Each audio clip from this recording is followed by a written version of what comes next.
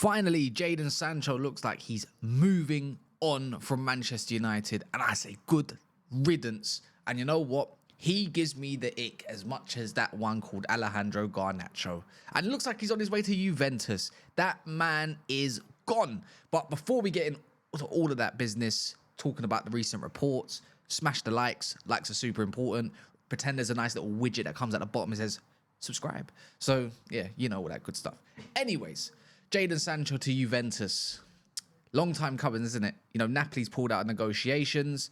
The Fenerbahce stuff looks like he's stalling a bit. Maybe because he's given his preference. And it has been said, to be fair, his preference at the moment is actually Italy. Juventus might be a good destination, a respectable club, biggest club in Italy potentially. Up to you lot if you want to decide that, of course. But they're giving him what he wants, allegedly. But what I would say the most impressive part is that United somehow can recoup 20 to 25 million of the fee. You know, United's already had 5 million paid out by Chelsea Football Club, and a lot of his wage as well, half of it or a third of it, something like that. So United has definitely saved a little bit, but what does this mean for Manchester United going forward? Pretty much nothing. Because we still owe Dortmund, you know, their last portion of their transfer fees. And I don't know what United can do with this portion either. Probably not a lot, to be fair. But it can be, obviously means that, you know, United can go on and probably put some funds towards another transfer, aka maybe Gyökeres. And also improves relations with Juventus, because it's been recently linked that, you know, we want Douglas Luiz, maybe Vlahovic, hopefully not. But Douglas Luiz is definitely the most interesting one, because it's funny, Richard Fay, if anyone knows him, he's pretty much a tier 1 spokesperson for Manchester United, a little bit like Andy Mitten. When it comes down to Ruben Amorim, he's looking at players to bolster the squad that are Premier League proven, because he believes that, you know, for United to go forward, they need the physical attributes that we lacked last season. So anyone that is proven, aka maybe a Douglas Luiz, wants someone that's a bit more of an athletic midfielder, then they fit that bill, and then United can go forward and do what they need to do and hopefully win some big boy trophies in the future. What a way to go and do that, right? So with Jadon Sancho going, this saga has been nothing short of, and I'm going to say it, I don't know where it fares in some of the worst transfers of all time, but he's up there wholeheartedly. He's up there as a big waste of money. You lot can say Anthony, you lot can say other names. I'm not saying it's top 3, but I wouldn't be amused to say it's not outside of that. Mason Mount, waste of money. You know, there's loads of players that we've got over the years and just said, what a waste. You know, the amount of wages that we're paying this man. And then all of a sudden now he's happy to take something along the regions of 170k per week over there. You know, they're known to pay wages over in Juventus. I think they're the richest club in Italy as well. So if they can go and do that whichever way, and he's happy for that, so be it. Good luck to him. Because clearly the man's not about his football, which is fair. It's fine. I'm not going to knock someone. Everyone that goes to work, you know, we're not as privileged as footballers.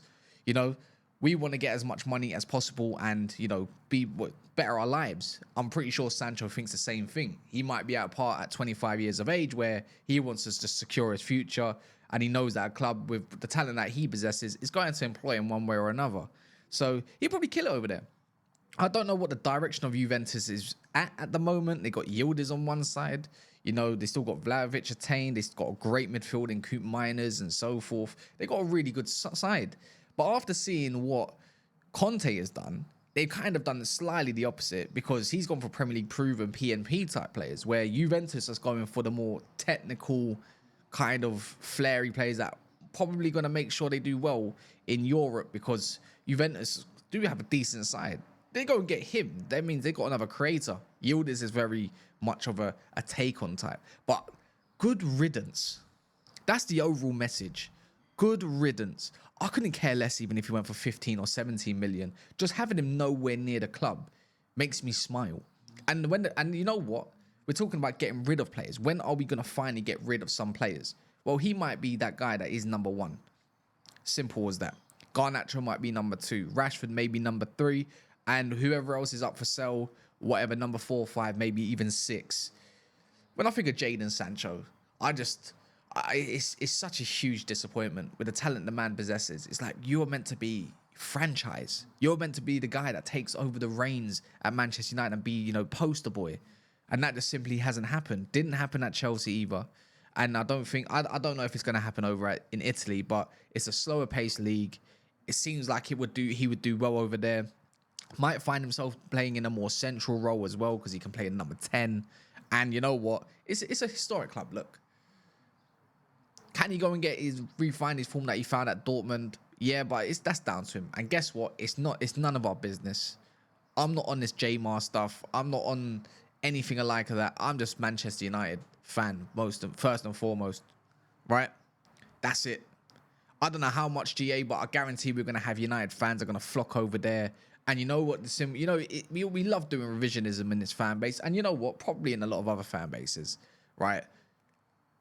Whenever he scores a goal, gets an assist, there'll be a highlight comment that says we should never have sold him because maybe, I don't know, someone in Man United is not doing as great. You know, anything to bash Manchester United with, you know, United fans love to do that with revisionism, which clearly, why didn't it work back then? So, is what it is. But yeah, Jadon Sancho, 250 grand a week. You got to think how much Man United will be saving within the year. That's like a 10 million year contract. So that's 10 million that United don't have to fork out, and let alone having some money on top of that.